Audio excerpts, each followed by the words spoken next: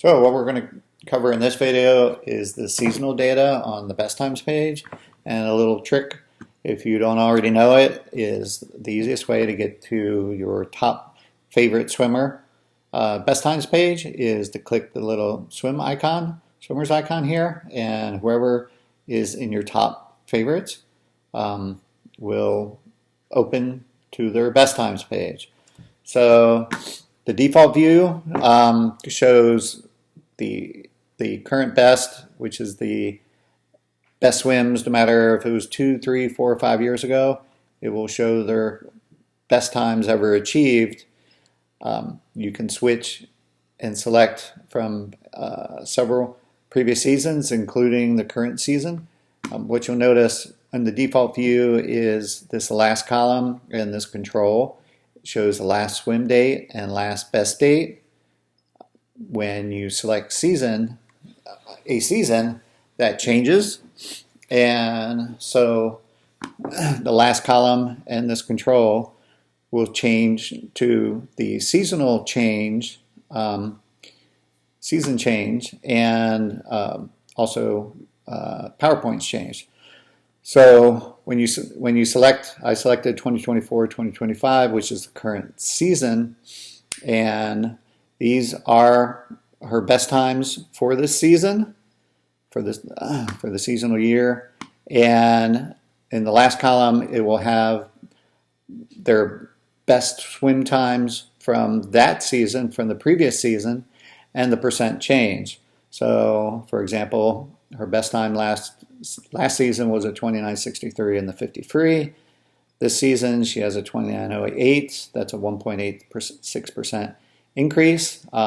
She unfortunately has swam these events slower, and it's reflected in there. And you also get a little red or green bar, with magnitude, so you can see, visually which one she is swimming, the best or the worst with the biggest changes.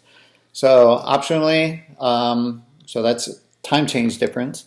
You have PowerPoint change, which, if you're familiar with PowerPoints, the values change as they age, and this shows more degree of magnitude because your swimmers are expected to improve. So just because she dropped 1.86% in her 50 free, is that better or worse than what's expected based on the PowerPoint value changes? So you can look at it from both aspects. If you can also go back to and have a historical perspective on this is the 2022-2023 season, and it will compare the change from the 2021, from the previous season. So you'll see that, and again, the PowerPoint changes.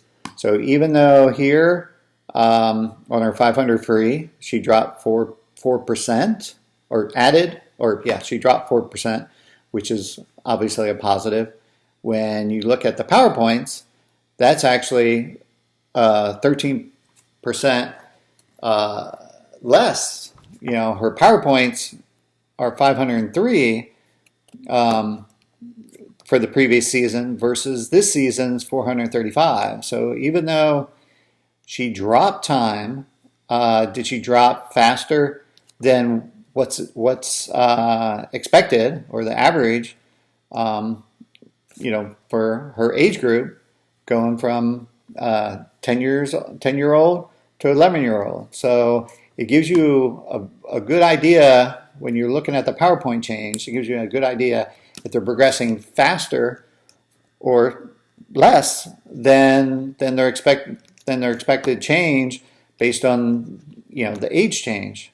So anyway, hopefully that helps. You can look at short and long course on here.